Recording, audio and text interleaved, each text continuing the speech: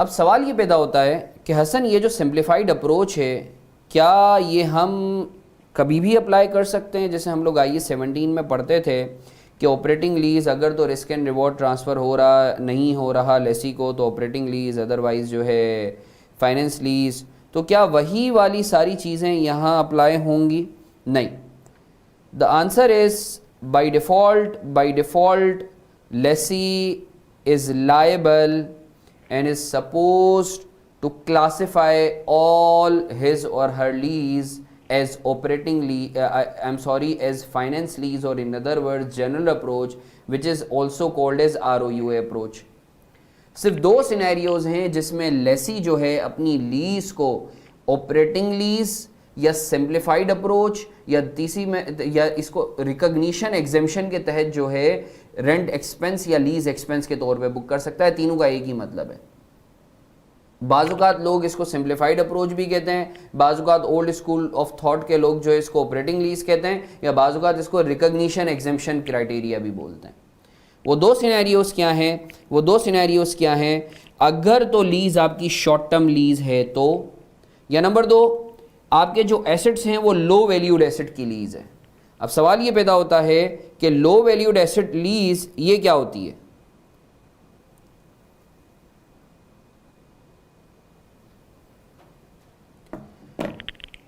तो हम इसको देख लेते हैं कि लेसी जो है अपनी लीज को ऑपरेटिंग लीज या सिंप्लीफाइड अप्रोच के तहत क्लासिफाई कर सकता है, प्रोवाइडेड के लीज जो है शॉर्ट टर्म हो या फिर जो है लीज लो वैल्यूड एसेट की लीज हो। दोनों में से कोई एक भी क्राइटेरिया हो जाए तो हम सिंप्लीफाइड अप्रोच के तहत अपनी लीज को क्लासिफाई करेंगे एज अ लेसी।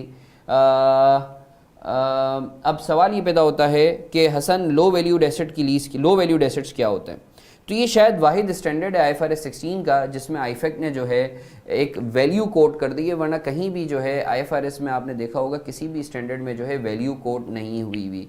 ये वैल्यू जो है ये स्टैंडर्ड में नहीं लिखी हुई। एक्चुअली बिग फोर में one of the big four actually asked आईफेक्ट, रेज्ड अ क्वेरी विद आईफेक्ट कि आपके दिमाग में लो वैल्यूड एसेट से क्या मतलब है, कि कितना अमाउंट होना चाहिए।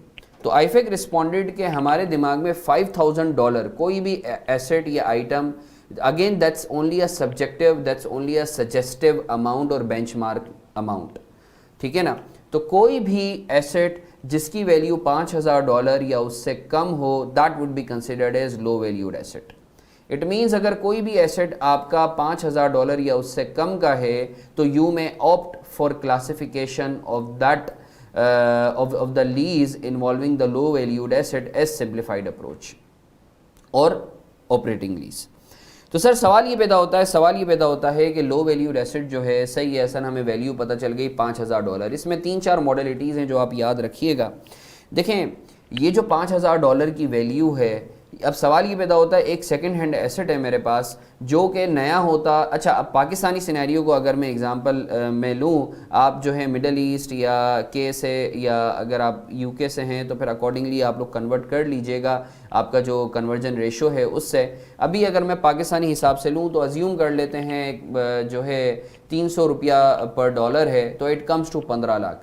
इट मीन्स 15 लाख रुपए, 15 लाख पाकिस्तानी रुपए से अगर तो एसेट कम का है तो मैं उस एसेट, और अगर वो लीज़ पर है तो उस एसेट को उस लीज़ को मैं सिंप्लीफाइड अप्रोच या ऑपरेटिंग लीज़ के तौर पे क्लासिफाई कर सकता हूँ। एक बात तो ये हमने देख ली।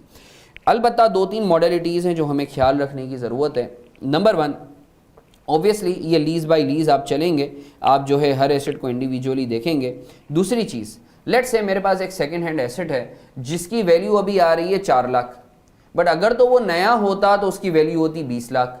तो सवाल ये पैदा होता है कि आज इसकी वैल्यू 4 लाख की है जब मैं लीज का कॉन्ट्रैक्ट कर रहा हूँ, तो क्या ये लो वैल्यूड एसेट कहलाएगा या नहीं कहलाएगा? The answer is no. आप देखेंगे कि अगर तो ये एसेट नया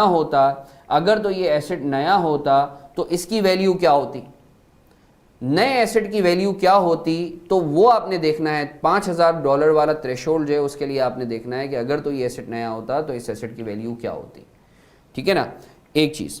दूसरी चीज़, बाजुकात ऐसा होता है कि आप एसेट तो जो है कंपनी, जैसे कंपनीज नॉर्मली क्या करती हैं, बैंक से फाइनेंसिंग ले लेती हैं, फाइनेंशियल इंस्टीट्यूशन से फाइनेंसिंग फॉर सब लीज और सब फाइनेंसिंग टू इट्स एम्प्लॉइज। जैसे मैं अगर नॉर्मली बाइक्स की बात करूं तो नॉर्मली बाइक जो है 1 लाख, 1.5 लाख, 2 लाख रुपए की होती हैं। तो अगर कंपनीज ने जो है बैंक से फाइनेंसिंग लीज पर ली हुई है bikes, so obviously they would be considered as low valued assets.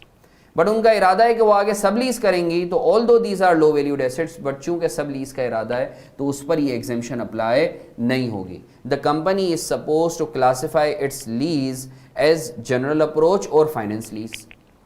Number 3, rule number 3, बाजुकात ऐसा होता है कि एसेट जो होते हैं वो इंटरडिपेंडेंट होते हैं, वो साइलोज में जो है ऑब्वियसली नहीं ऑपरेट कर सकते, इंटरडिपेंडेंट टू ईच अदर होते हैं। फॉर एग्जाम्पल एक असेंबली लाइन है तो उसके अंदर जो है 4 एसेट्स होंगे, हर एसेट जो है ऑब्वियसली अपना अपना रोल जो है इंटरडिपेंडेंटली जो है वो ऑपरेट कर रहे होते हैं। तो सवाल ये पैदा होता है कि हसन अगर इंटरडिपेंडेंट एसेट्स हैं तो क्या हम इंडिविजुअली उनकी वैल्यू देखेंगे? नो। अगर तो इंटरडिपेंडेंट एसेट्स हैं तो आप क्यूमुलेटिव बेसिस पे उनकी वैल्यू देखेंगे। लेट्स से अगर 4 एसेट्स हैं, सबकी वैल्यू इंडिविजुअली 2,000 है और वो इंटरडिपेंडेंट हैं, तो इफेक्टिवली जो है उनकी वैल्यू $8,000 है, जो कि $5,000 के थ्रेशोल्ड से ऊपर है।